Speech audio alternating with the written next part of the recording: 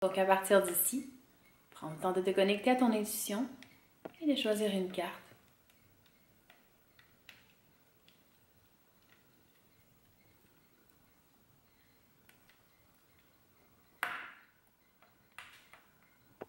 La première carte, la passion. Donc cette carte t'invite à observer si tu suis réellement tes passions dans la vie, si tu as le courage d'aller de l'avant pour justement vivre tout ce qui te passionne dans la vie. Est-ce que tu as l'impression de mordre dans la vie à pleines dents? Est-ce que tu es passionné? Est-ce que tu es timide de montrer ta passion ou est-ce que tu l'assumes pleinement? Est-ce que tu es capable d'équilibrer ça? Es-tu capable de l'entendre à l'intérieur de toi? C'est quoi ta passion? Donc voici la carte numéro 1.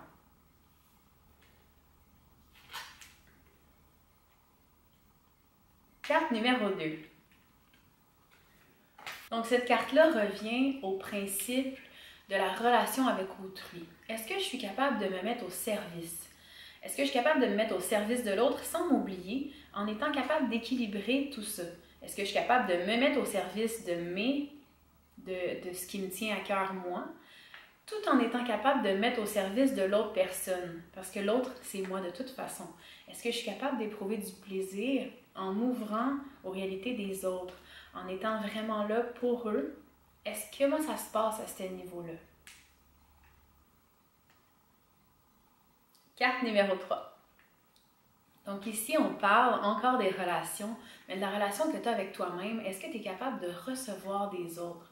Est-ce que tu es capable de recevoir de toi-même? Parce que souvent, quand je reçois des femmes en séance individuelle, en guidance holistique ou en soins énergétiques, on parle et on se rend compte qu'elles ont passé une partie de leur vie à penser, c'est des croyances là, qui sont peut-être ancrées, qui sont inconscientes, qui ont pensé qu'ils ne méritaient pas de recevoir à leur juste valeur.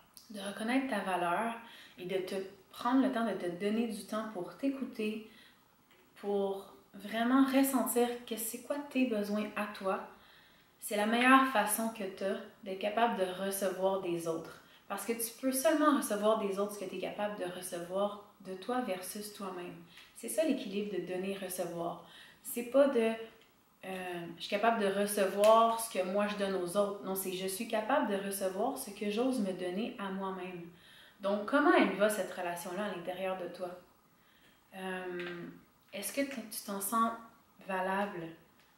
Comment ça se passe? Est-ce que tu es capable de t'asseoir dans cette chaise-là et de recevoir tous les possibles? Es-tu capable? Carte numéro 4. Donc ici, on parle du fait d'honorer, d'être dans le contentement de tout ce qui est là. Ça parle aussi, à quel point tu es capable de te contenter, même dans les moments où est-ce que ça semble être une fin. Même dans les moments où ça semble peut-être pas nécessairement tant passionné que ça, mais que tu sais que tu es à la bonne place, que tu es toujours à la bonne place. Est-ce que tu es capable, dans la vie de tous les jours, de te contenter de ce qui est là, de voir le beau dans ça? Est-ce que tu es capable ou tu vas toujours chercher à remplir quelque chose? Est-ce que tu es capable d'honorer ce qui t'est présenté, ce que t'attire à toi? Est-ce que tu es capable de voir où ça va te mener? C'est quoi que ça va t'ouvrir comme nouvel horizon, de te contenter de absolument tout ce que t'attire là présentement?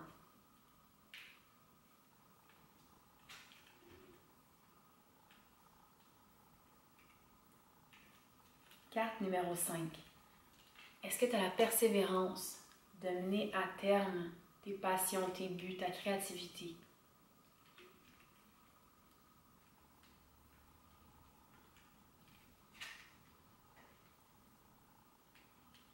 Carte numéro 6. Ici, ça parle de te réorienter ta route.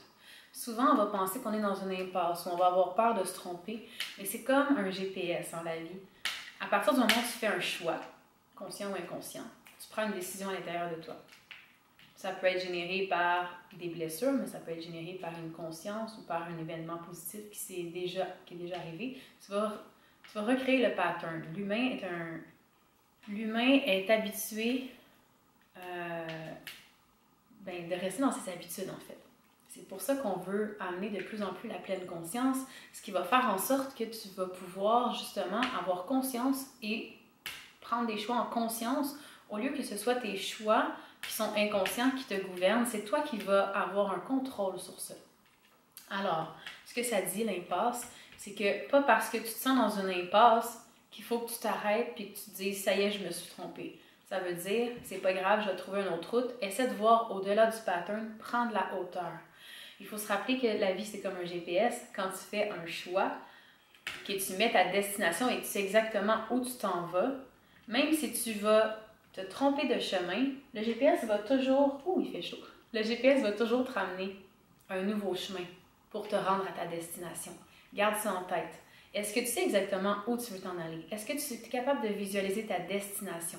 Si tu es capable de visualiser la destination de ton projet, sans essayer de contrôler comment tu vas y arriver, mais seulement faire confiance que tu vas trouver et que tu vas attirer le chemin parfait pour y arriver, continue. Reste dans la joie et dans le plaisir.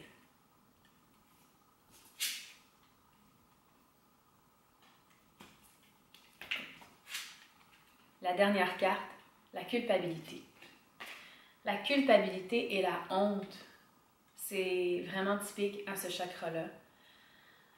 Ici, on te demande d'arrêter de te sentir coupable, de te rappeler que tous les choix que tu fais, là, au moment que tu les as faits, ça a toujours été la meilleure idée à ce moment-là que tu croyais sincèrement que ça allait être la bonne. Ça ne donne rien de se sentir coupable. Fais confiance au processus. Fais confiance au processus. Lâche prise là-dessus. Libère. Pleure si tu en as besoin. Laisse aller. Mais ça ne donne rien de toujours se sentir coupable, pas assez. Alors voilà.